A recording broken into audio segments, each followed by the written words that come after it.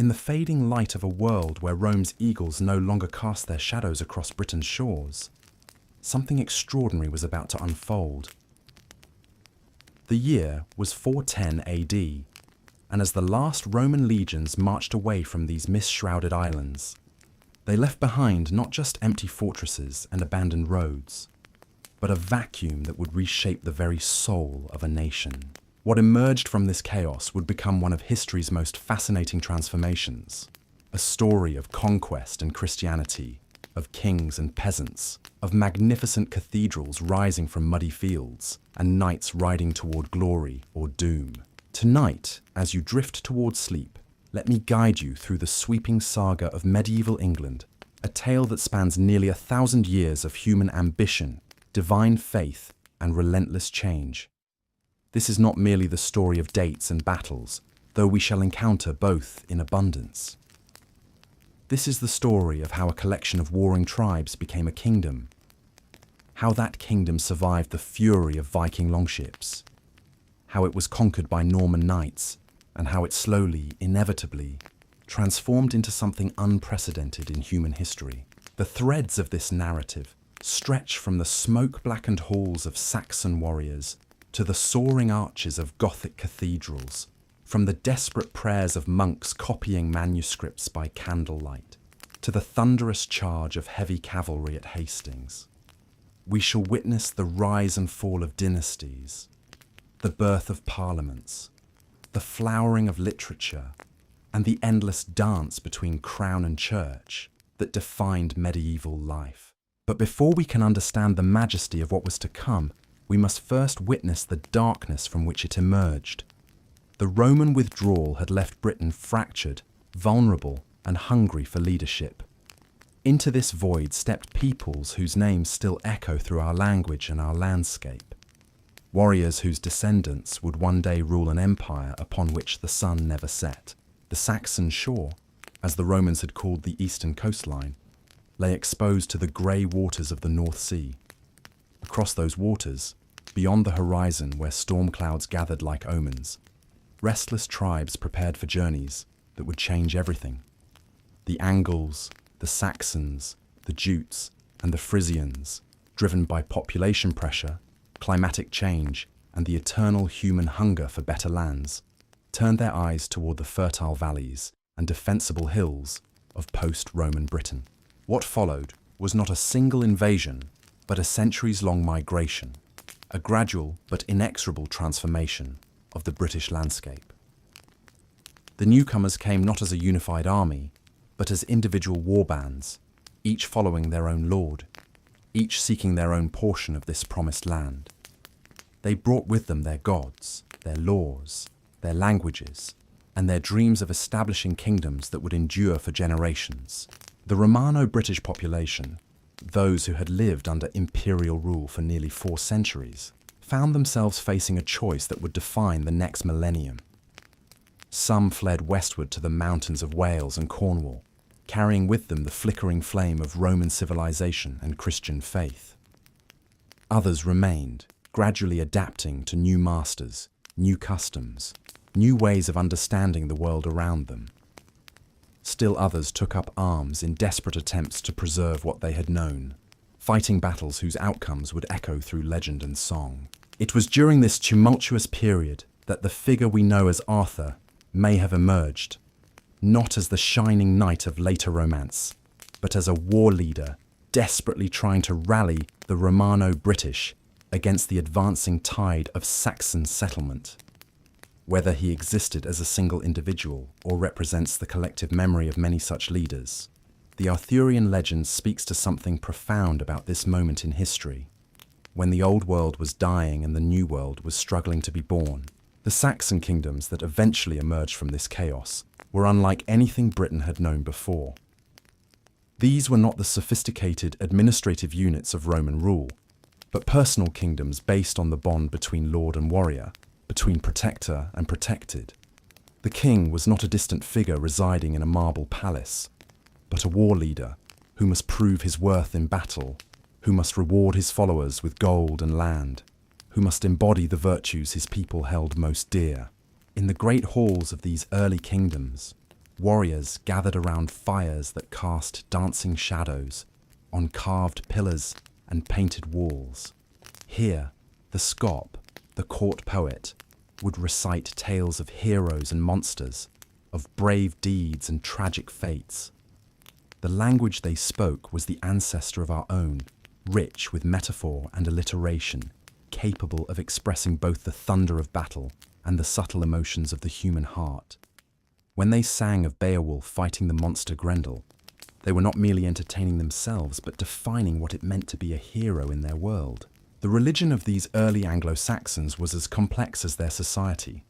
They worshipped gods whose names still survive in our days of the week. Tiw, the one-handed god of war; Woden, the wanderer and wisdom seeker; Thuna, the thunder god; and Frigg, the goddess of love and fertility.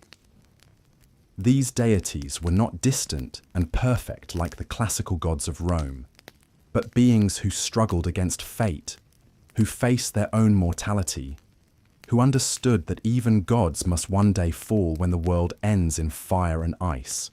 Yet even as these pagan kingdoms established themselves across the English landscape, another force was preparing to transform them utterly. In the monasteries of Ireland and Scotland, Christian monks had preserved not only the Gospels, but much of the learning of the ancient world. They had developed a distinctive form of Christianity, one that emphasized personal devotion, scholarly pursuit, and missionary zeal. Soon, these Celtic missionaries would begin their journey southward, carrying with them the revolutionary message that would reshape Anglo-Saxon England. The conversion of the Anglo-Saxons to Christianity was not a simple matter of replacing one set of beliefs with another. It was a complex process of negotiation, adaptation, and synthesis that would take centuries to complete.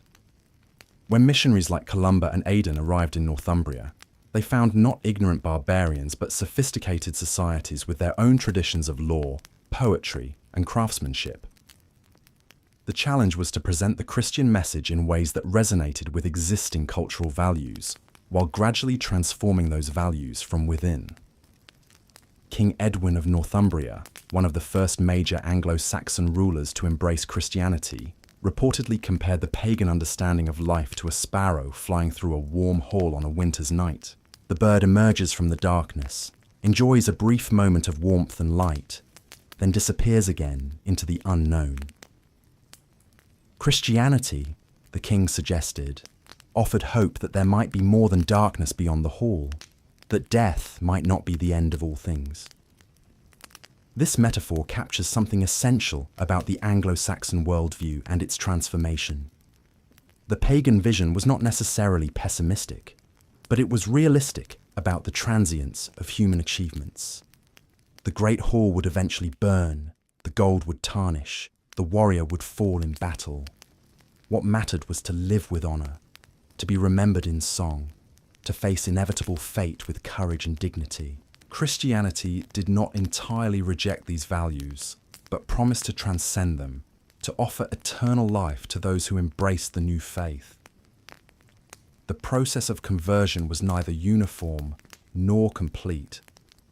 Different kingdoms embraced Christianity at different times and in different ways. Some rulers, like Edwin, were genuinely convinced by the theological arguments. Others saw political advantages in aligning themselves with the growing Christian movement. Still others converted for personal reasons, perhaps influenced by Christian wives or advisors. The result was a patchwork of belief and practice that would take generations to standardize. One of the most significant developments in this process was the Synod of Whitby in 664 AD, where representatives of the Celtic and Roman churches met to resolve differences in practice and doctrine.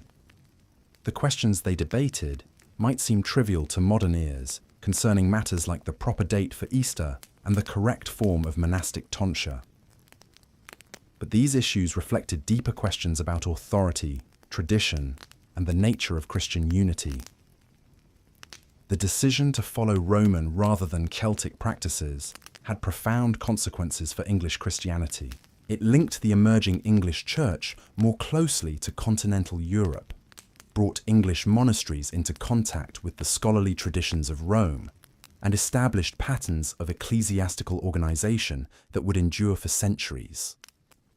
The great monasteries of Northumbria, like Wearmouth and Jarrow, became centers of learning that rivaled any in Europe.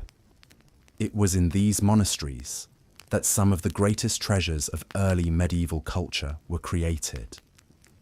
The Lindisfarne Gospels, with their intricate interlace patterns and glowing colours, represent the perfect fusion of Celtic artistic traditions with Christian devotion. The Venerable Bede, writing in his monastery at Jarrow, produced the ecclesiastical history of the English people, a work that not only recorded the conversion of the Anglo-Saxons, but helped create a sense of English identity that transcended the boundaries of individual kingdoms. The monasteries were not merely centers of prayer and contemplation, but active participants in the economic and social life of their communities. They controlled vast estates, managed complex agricultural operations, and provided essential services like education, healthcare, and hospitality. The monks copied manuscripts, taught the children of nobility, advised rulers on matters of policy, and served as diplomats in negotiations between kingdoms. As the 8th century dawned, Anglo-Saxon England had achieved a remarkable synthesis of Germanic warrior culture and Christian civilization. The great kingdoms of Wessex, Mercia, Northumbria, and Kent had developed sophisticated governmental structures, rich artistic traditions, and extensive trade networks. English missionaries were carrying the gospel to continental Europe, while English scholars were contributing to the intellectual life of the Carolingian Renaissance. But this golden age of Anglo-Saxon civilization was about to face its greatest test. Across the North Sea, in the fjords of Norway and the islands of Denmark, another people were preparing for expansion.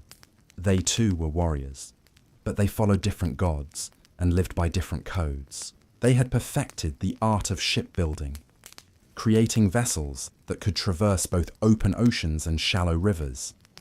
They had developed a culture that celebrated individual achievement, honored courage above all other virtues, and viewed raiding as a legitimate path to wealth and glory. The first sign of the coming storm appeared on June 8, 793 AD, when dragon-prowed ships materialized from the morning mist off the coast of Northumbria. The target they had chosen was not a fortress or a royal hall, but the holy island of Lindisfarne, the very heart of Northumbrian Christianity.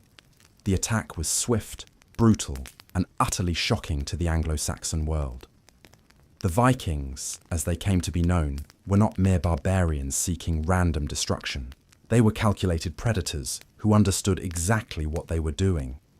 They knew that monasteries contained the greatest concentrations of portable wealth in Anglo-Saxon society, that monks were defenseless against armed attack, and that the psychological impact of desecrating holy sites would paralyze resistance and spread terror throughout the land. The attack on Lindisfarne was followed by raids on other monasteries and coastal settlements. The Vikings perfected the art of the lightning strike, appearing suddenly from the sea, overwhelming local defences, seizing treasure and captives, and vanishing again before organised resistance could be mounted. Their shallow draft ships could penetrate far inland via rivers, bringing terror to communities that had never expected to face seaborne raiders. As the 9th century progressed, the nature of Viking activity began to change. What had started as seasonal raiding expeditions evolved into permanent occupation. The Great Heathen Army, which landed in East Anglia in 865, was not a raiding party, but a force of conquest. Led by legendary figures like Ivar the Boneless and Halfdan, this army systematically conquered kingdom after kingdom, destroying the political structure that had governed Anglo-Saxon England for centuries. The response of the English kingdoms to this existential threat varied dramatically. Some rulers, like Edmund of East Anglia, chose martyrdom rather than compromise with the invaders. Others, like the nobility of Northumbria, simply fled or submitted. But in the Kingdom of Wessex, A different kind of response was taking shape under the leadership of a young king, who would become known to history as Alfred the Great. Alfred's greatness lay not merely in his military achievements, though these were considerable, but in his understanding that defeating the Vikings required more than winning battles. It required transforming English society, strengthening its institutions, and creating a sense of shared identity that could unite the English people against their common enemy. The story of how he accomplished this transformation and how his successors built upon his foundation would define the next chapter in the epic tale of medieval England. But that is a story for another moment, as we continue our journey through the mists of time toward the dawn of a new age.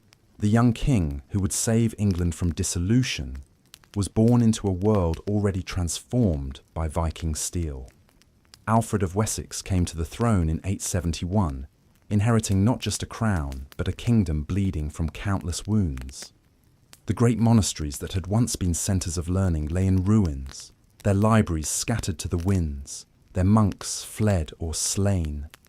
The very foundations of Christian civilization seemed to be crumbling beneath the weight of pagan axes. Yet Alfred possessed something that his predecessors had lacked, a vision that extended beyond mere survival. He understood that the Vikings were not simply raiders to be repelled, but represented a fundamental challenge to the entire structure of English society. Their success lay not just in their military prowess, but in their ability to exploit the weaknesses of a fragmented political system. To defeat them, Alfred would need to forge something new, something that had never existed before in English history. The first test of Alfred's resolve came almost immediately. In the winter of 878, the Viking leader Guthrum launched a surprise attack on Chippenham, where Alfred was celebrating the feast of Twelfth Night. The assault was so sudden and overwhelming that the king barely escaped with his life, fleeing into the Somerset marshes with only a handful of loyal followers. For weeks, the future of England hung in the balance as Alfred hid in the wilderness, reduced to little more than a fugitive in his own kingdom. But from this nadir, Alfred began to weave the threads of recovery. Using the ancient system of beacons and messengers, he sent word throughout Wessex that the king still lived, that resistance was still possible. The response was remarkable. From villages and farms, from the halls of minor nobles and the hovels of common soldiers, men began to gather. They came not because they were compelled by law or duty, but because they believed in something larger than themselves. The Battle of Edington in May 878 was more than a military victory. It was a moment of national awakening. Alfred's forces, outnumbered and outgunned, fought with the desperation of men defending their homes, their families, their way of life. When the Viking shield wall finally broke, it was not just an army that fled, but the myth of Viking invincibility itself. The psychological impact rippled across England like waves from a stone cast into still water. But Alfred's true genius revealed itself in the aftermath of victory. Rather than simply driving the Vikings from his kingdom, he chose a path that would reshape the entire future of England. The Treaty of Wedmore, signed with the defeated Guthrum, established a formal boundary between English and Viking territories. More importantly, it required Guthrum to accept Christian baptism, with Alfred himself serving as godfather to his former enemy. This act of political theatre carried profound implications. By converting the Viking leader, Alfred was not merely ending a war, but beginning a process of cultural integration that would eventually transform both peoples. The Danelaw, as the Viking territories came to be known, would remain politically independent, but would gradually absorb English customs, laws, and religious practices. Meanwhile, the English kingdoms would benefit from Viking innovations in trade, technology, and urban development. Alfred's reforms extended far beyond military matters. He recognized that lasting victory required rebuilding the intellectual and spiritual foundations of English society. The great monasteries had been destroyed, taking with them not just religious centres but the schools, libraries, and scriptoriums that had preserved learning through the dark centuries. Alfred embarked on an ambitious programme of educational renewal, personally translating key works from Latin into English, and establishing schools where young nobles could learn to read and write in their own language. The creation of the Anglo-Saxon Chronicle stands as perhaps Alfred's greatest cultural achievement. This year-by-year record of English history, written in the vernacular rather than Latin, served multiple purposes. It preserved the memory of past events, provided a model for future chroniclers, and most importantly, created a sense of shared English identity that transcended the boundaries of individual kingdoms. For the first time, people could read about their own history in their own language, connecting themselves to a narrative that stretched back to the arrival of the first Anglo-Saxon settlers. Alfred's legal reforms were equally revolutionary. The Doom Book, his great law code, drew upon the traditions of all the English kingdoms, creating a unified legal system that could govern a diverse population. But more than simply compiling existing laws, Alfred introduced new concepts of justice that reflected Christian principles of mercy and redemption. The code recognized that different crimes required different punishments, that intent mattered as much as action, and that the law should protect the weak from the strong. The transformation of military organization under Alfred created the foundation for all future English success.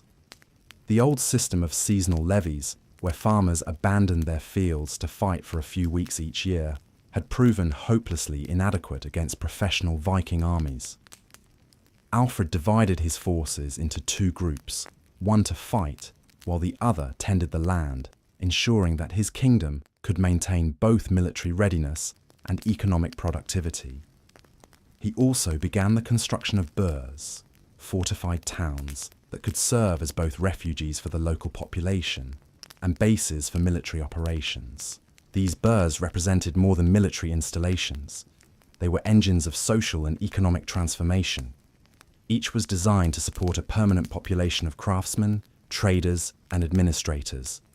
Streets were laid out in regular patterns, plots were assigned for houses and workshops, and markets were established under royal protection.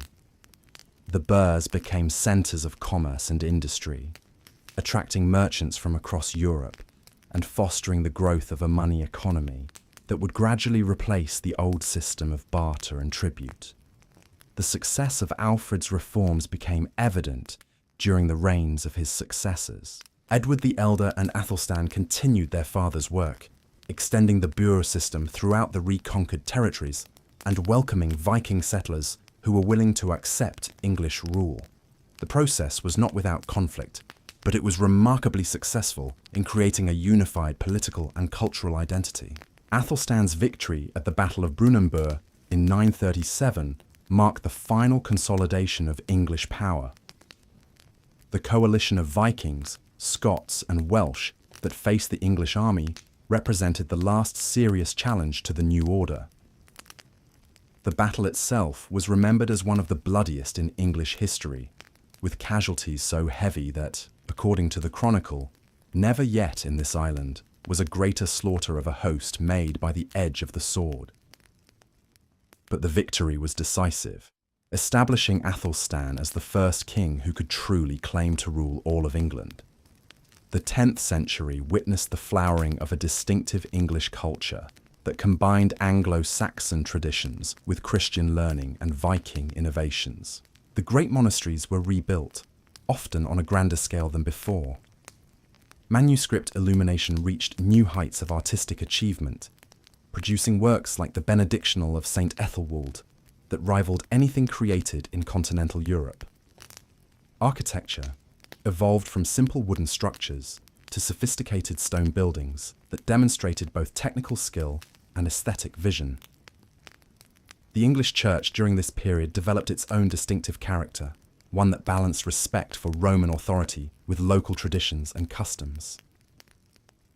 English missionaries and scholars travelled throughout Europe, carrying with them not just Christian doctrine, but also the learning preserved in their monasteries. The reputation of English scholarship was so high that continental rulers regularly recruited English clerics to serve in their courts and schools. But perhaps the most significant development of this period was the emergence of a truly national consciousness. The various kingdoms that had once fought each other with the same ferocity they directed against the Vikings gradually merged into a single political entity.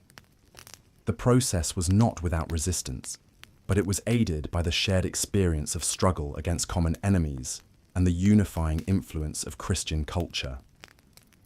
The reign of Edgar the Peaceful, from 959 to 975, represented the culmination of this process. His coronation at Bath in 973 was attended by representatives from across the British Isles, including Scottish kings and Welsh princes, who acknowledged his supremacy.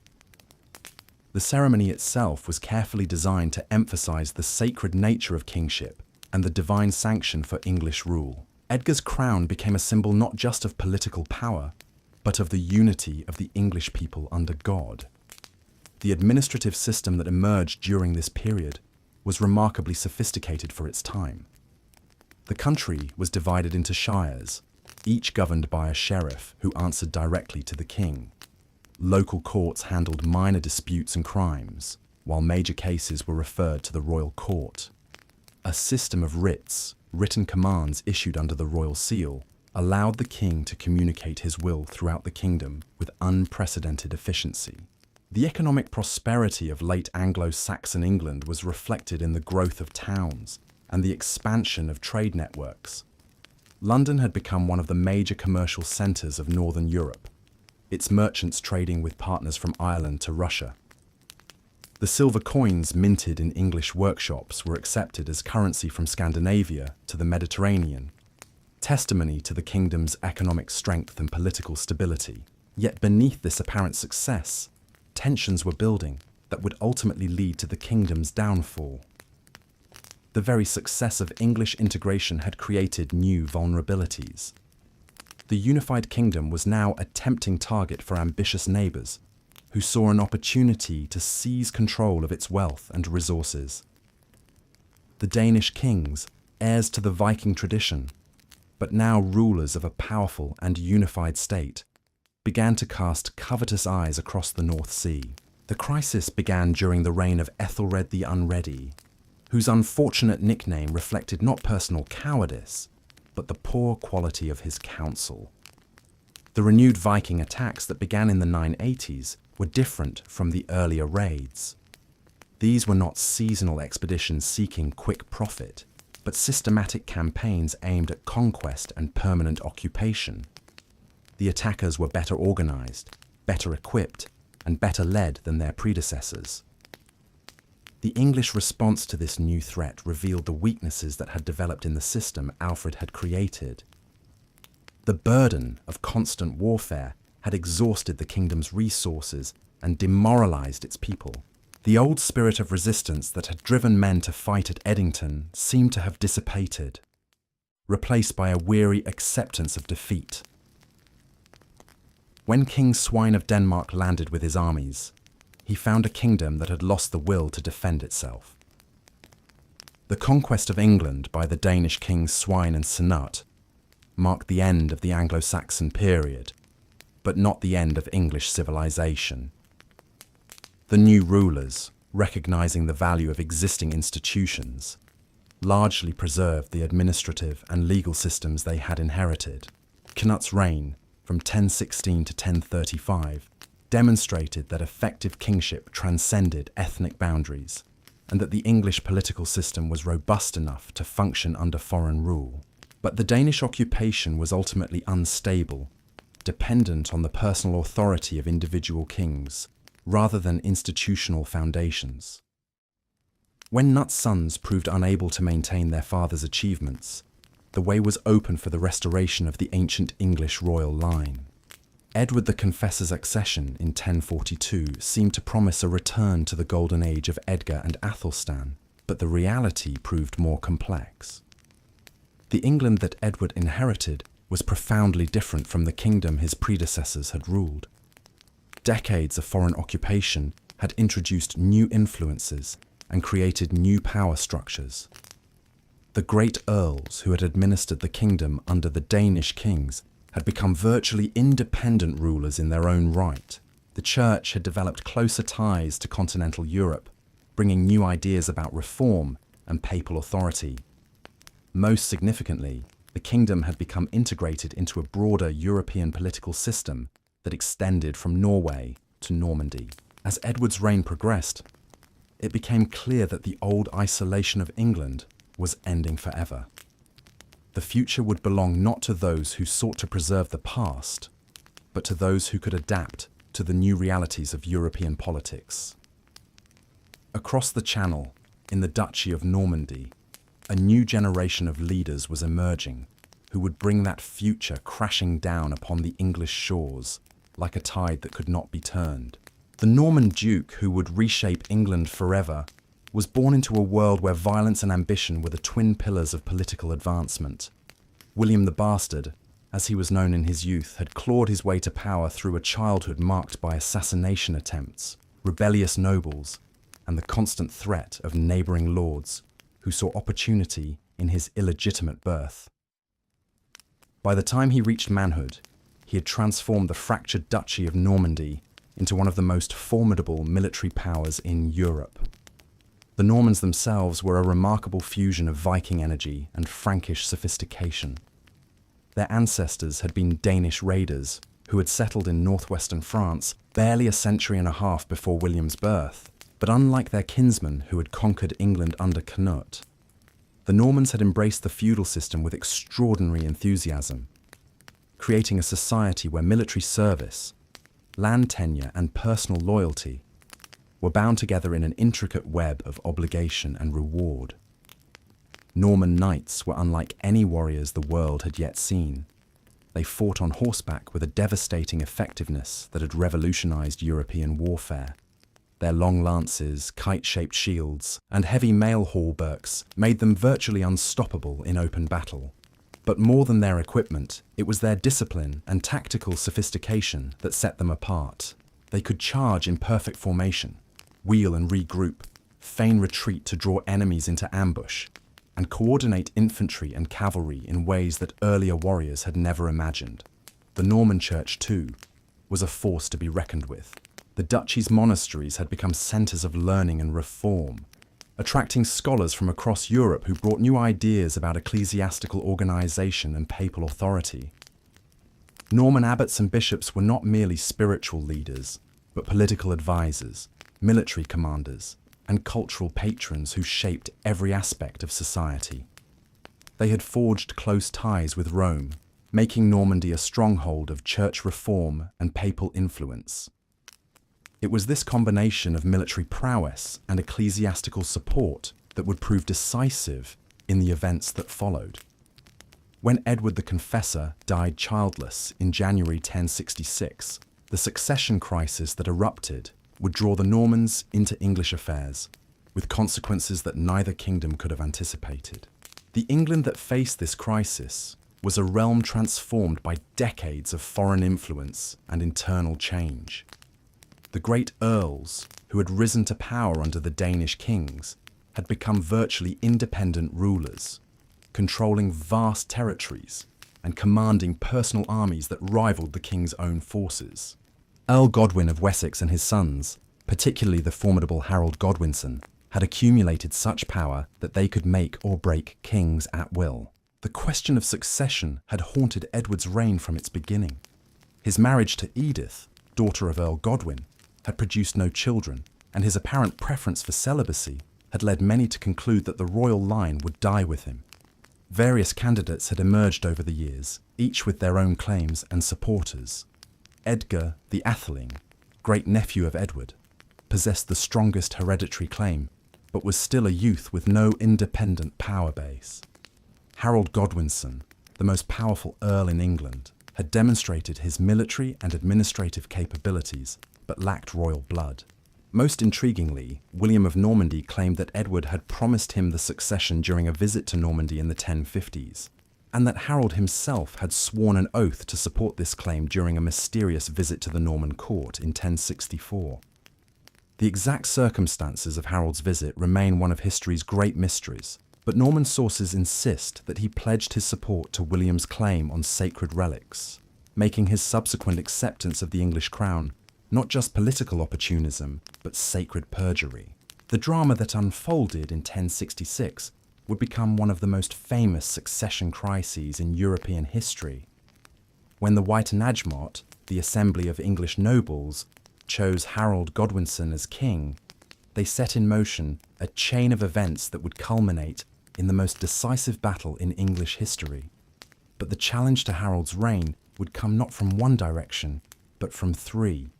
As ambitious rulers across Europe saw opportunity in England's moment of weakness, the first threat materialized in the north, where Harold's own brother Tostig had allied himself with Harald Hardrada, the legendary king of Norway. Hardrada was perhaps the most feared warrior in Europe, a giant of a man who had served as captain of the Byzantine Emperor's Varangian Guard and had fought battles from the Holy Land to the frozen wastes of Scandinavia. His claim to the English throne was tenuous at best, based on agreements made between earlier Norwegian and Danish kings. But his reputation for invincibility made him a formidable opponent. The Norwegian invasion began in September 1066, when Hardrada's fleet of 300 ships appeared in the Humber estuary. The force that landed was enormous by medieval standards. Perhaps 15,000 battle-hardened warriors who had come not just to raid but to conquer. Their initial success was devastating. At the Battle of Fulford, they crushed the forces of the Northern Earls, killing Earl Waltheof and capturing much of the Yorkshire nobility. Harold's response demonstrated the administrative and military capabilities that had made him the most powerful man in England. Within days of receiving news of the invasion, he had assembled an army and was marching north at a pace that astonished contemporaries. The speed of his movement caught the Norwegians completely off guard. When the English army appeared at Stamford Bridge on September 25th, Hardrada's forces were scattered across the countryside, many without their armour, believing themselves safe from immediate attack. The Battle of Stamford Bridge became the stuff of legend. The Norwegian king, caught unprepared, fought with the desperate courage of a man who knew his fate was sealed. According to the sagas, he fell to an arrow through the throat while rallying his men for one final charge. The slaughter was so complete that only 24 of the original 300 ships were needed to carry the survivors back to Norway. The age of Viking conquest was finally over, ended by English steel wielded with ruthless efficiency. But Harold's triumph contained the seeds of his own destruction. The forced march north and the bitter fighting at Stamford Bridge had exhausted his army at the very moment when his greatest challenge was materializing across the English Channel. While Harold was celebrating his victory in Yorkshire, Norman ships were gathering in the harbours of Normandy, and Norman knights were sharpening their swords for the invasion that would change everything. William's preparations for the conquest of England had been meticulous and ruthless. He had spent months gathering allies, securing papal approval for his claim, and assembling the largest invasion force Northern Europe had seen since the days of the Roman Empire. His army was not merely Norman but included knights and infantry from across northern France, all united by the promise of English lands and English gold. The papal banner that flew above William's ships was perhaps his most valuable asset. Pope Alexander II had declared Harold a usurper and a perjurer, making the Norman invasion not just a political conquest, but a holy war. This ecclesiastical support had enabled William to recruit allies who might otherwise have remained neutral, and it provided moral justification for what was essentially an act of aggressive war. The Norman fleet that set sail from Saint-Valery-sur-Somme on September 27th was a marvel of medieval logistics. Nearly 700 ships carried not just warriors, but the horses, weapons and supplies needed for a sustained campaign. The crossing itself was a triumph of navigation and seamanship, bringing the entire force safely to the Sussex coast near Pevensey, where they established a fortified beachhead. William's choice of landing site was strategically brilliant. The south coast of England was Harold's own earldom, the heartland of his power and the source of his wealth. By landing there, William was not just invading England, but personally challenging Harold on his own territory. The psychological impact was enormous, forcing Harold to abandon his victory celebrations in the north and race south to defend his patrimony. The 2 weeks that followed the Norman landing were a deadly game of strategy and manoeuvre. Harold, despite the exhaustion of his northern campaign, moved with characteristic speed, gathering forces as he marched south. His plan was to repeat the tactics that had succeeded so brilliantly at Stamford Bridge. Surprise the enemy with rapid movement, force them to fight on unfavourable terms, and crush them before they could consolidate their position. But William was not Harold Hardrada. The Norman Duke had spent his entire life fighting for survival against enemies who outnumbered and surrounded him. He understood that his position in England was precarious, that his only hope lay in forcing Harold to fight a decisive battle before English reinforcements could arrive. The psychological pressure on both leaders was enormous, each knowing that the fate of kingdoms hung on their decisions. The armies that finally faced each other on October 14, 1066 at Senlac Hill near Hastings represented two fundamentally different approaches to warfare. Harold's forces were traditional English infantry, armed with battle axes, swords and spears, fighting on foot in the ancient shield wall formation that had served their ancestors well for centuries. They held the high ground, their shields locked together in an impenetrable wall of steel and wood, their battle cries echoing across the valley as they prepared to meet the Norman charge. William's army was the cutting edge of European military innovation. His heavy cavalry, trained to fight as a coordinated unit, possessed a mobility and striking power that infantry formations could rarely match. His archers, drawn from across northern France, could rain death from distances that English weapons could not reach. Most importantly, his army was trained to fight as a combined force, with cavalry, infantry, and archers working together in ways that multiplied their individual effectiveness. The battle itself was a masterpiece of medieval warfare, a clash of civilizations that would be remembered and studied for centuries to come. The Norman cavalry charged again and again against the English shield wall, seeking to break through by sheer force and determination. The English held their ground with stubborn courage, their axes cutting down horses and riders with devastating effect.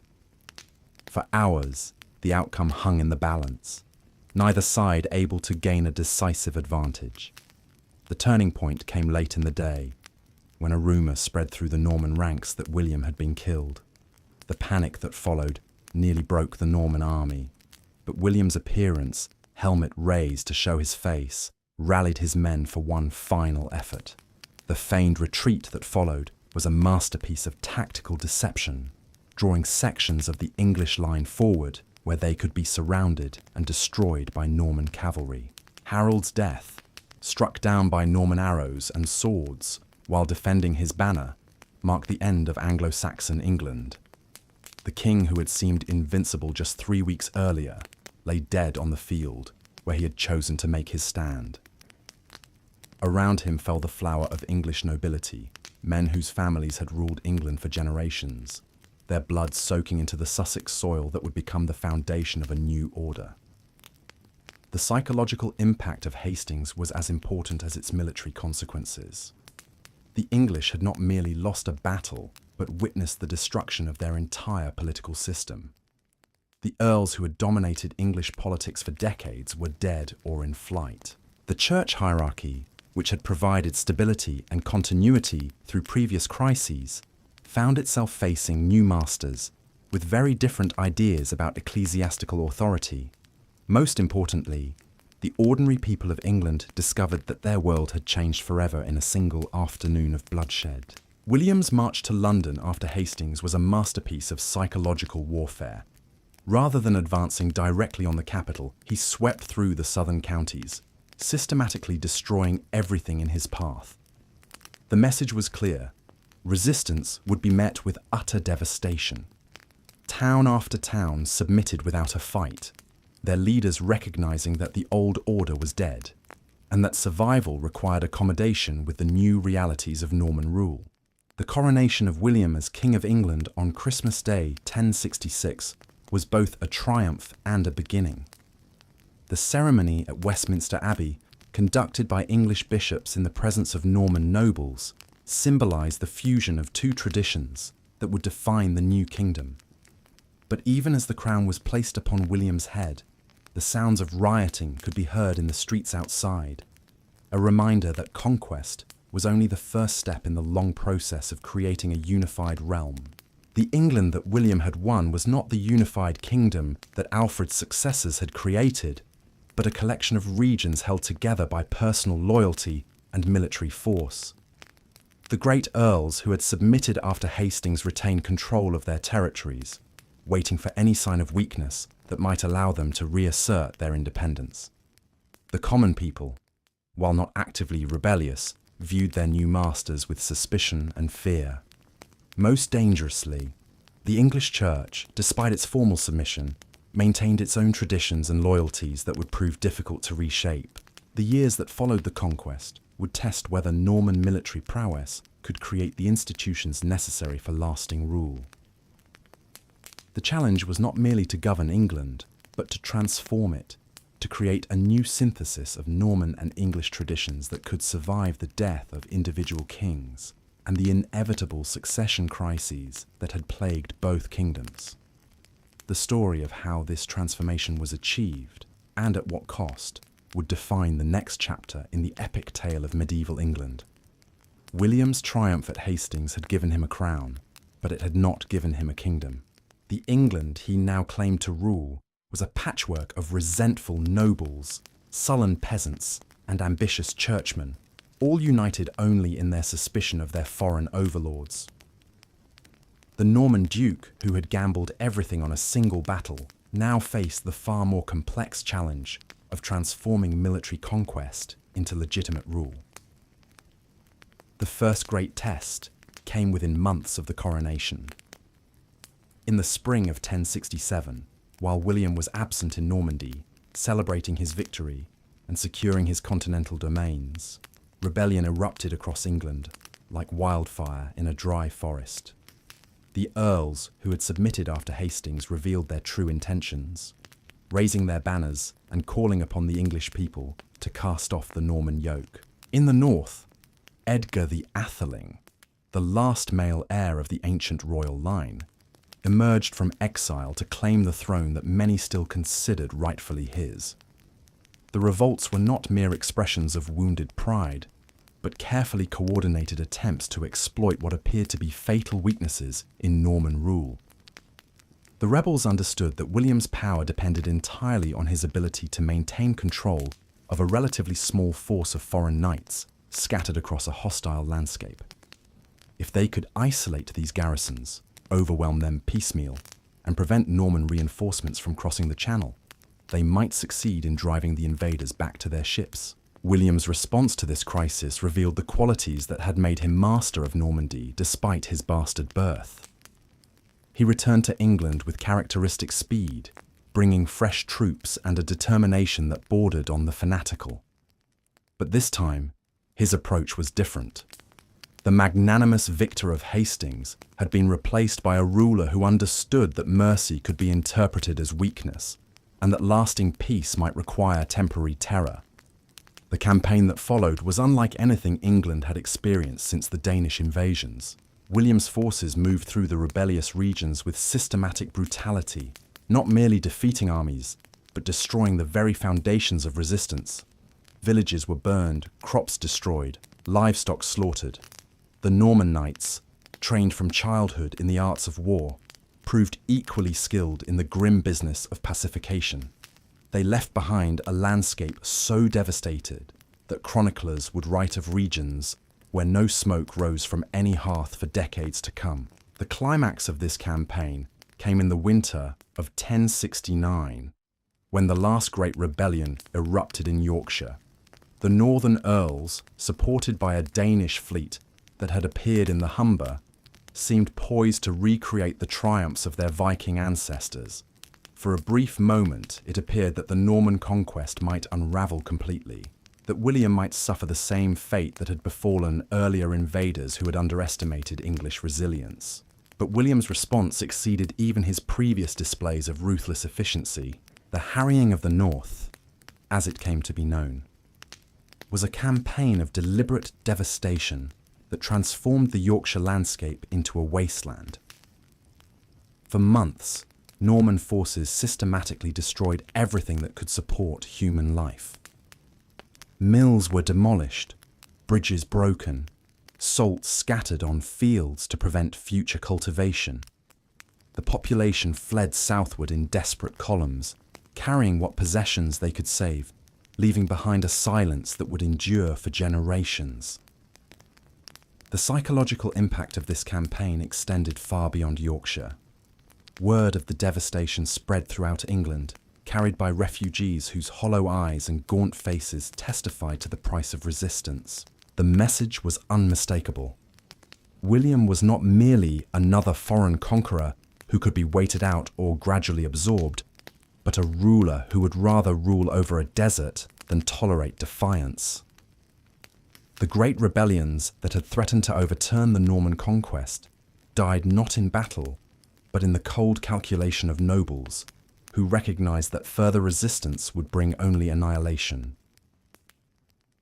Yet even as he demonstrated his capacity for ruthless suppression, William was simultaneously laying the foundations for a new kind of government that would transform England more profoundly than any previous invasion. The feudal system that he imposed was not merely a method of military organization, but a complete reimagining of how power, land, and loyalty should be distributed throughout the kingdom. Every acre of English soil was now held directly or indirectly from the king, creating a pyramid of obligation that extended from the humblest peasant to the greatest earl.